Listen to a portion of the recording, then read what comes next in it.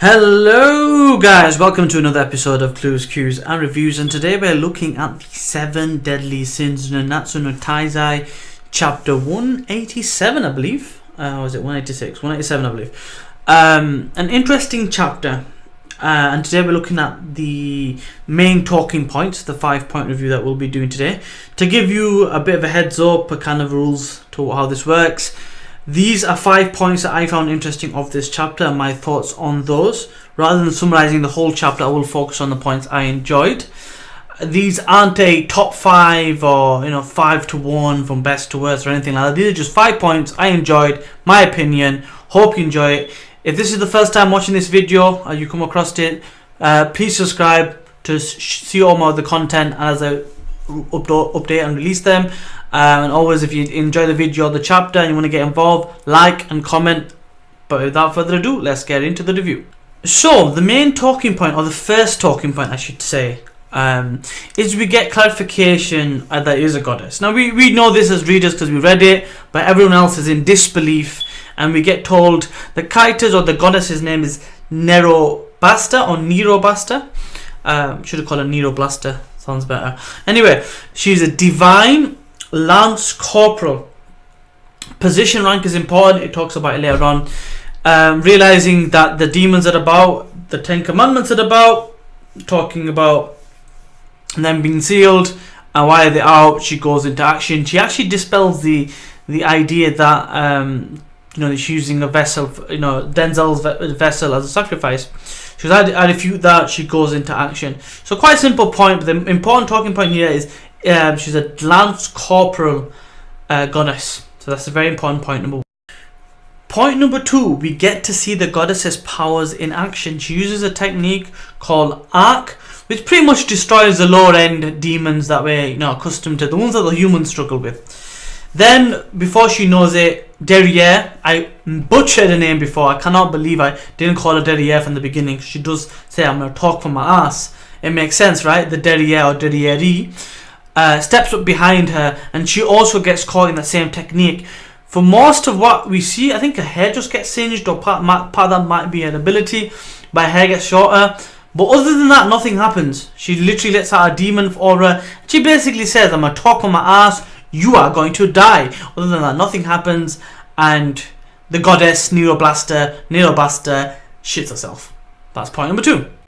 Talking point number 3 is very important because this is important from a story point of view. I always thought it was weird that the 7 deadly sins are sins, but they're good people. The 10 commandments are meant to be bad, even though the 10 commandments from Hebrew from Hebrew law, Christianity and Judaism were meant to be the 10 commandments of the Lord. So that I found that interesting, but we get some interesting information. The goddesses violated the truce, not the demons. They violated the truth, they betrayed their word, and they massacred, captured demon children, the children of some of the 10 commandments, some offspring. They massacred them. They had them as prisoners, so prisoners of war, but they actually butchered and killed them.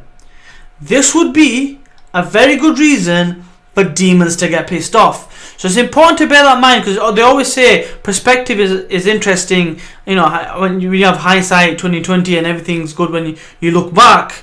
But at that time, perspective is important. The mangaka's painting this in a very specific way, and it shows that the demons technically weren't the bad guys. Okay, they might be following Satan and the devil and everything else, but in this pack, they weren't the ones that did the bad.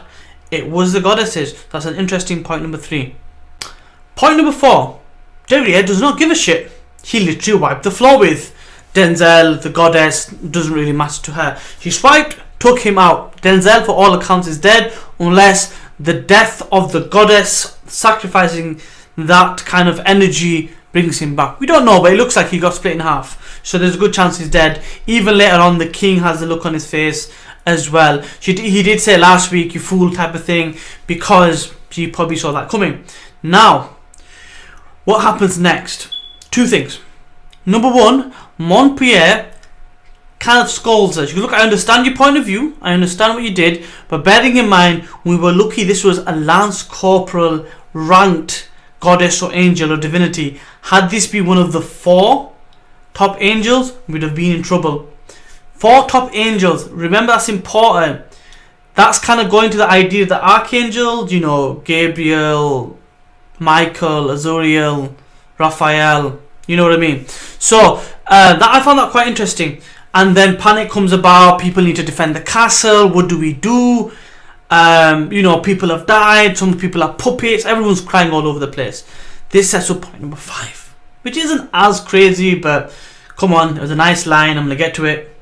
So, point number 5, the return of the annoying pain in the arse, Frau Drain in Dreyfus's body. Don't get me wrong, him stood up high, watching everything from afar was cool.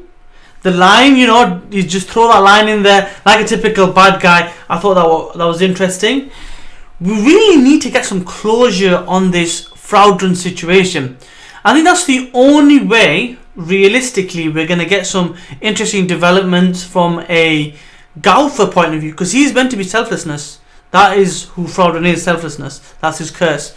So he's meant to replace Gauther, but Gauther was the original, and he will get back to that at some point. So it's interesting that they've reintroduced him. Now, bearing in mind that makes 4 of the 10 commandments in one place. That's Frau Drain, that's Grey Lord, that's Derriere and Montpellier, all in one place. It's also important to bear in mind in this discussion of this chapter, the way they word this chapter is different from the way they worded last chapter, especially around the idea of the defeating of the other 2 of the 10 commandments, Zeldris and Esterosa. They said one person's one of them has gone down, and Escanor is, you know, basically powered down as well.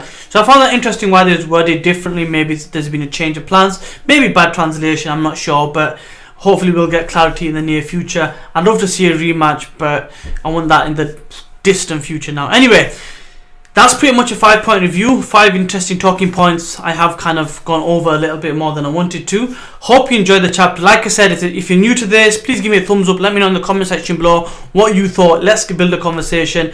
And if you haven't already, please subscribe, and I'll see you in the next video. Peace.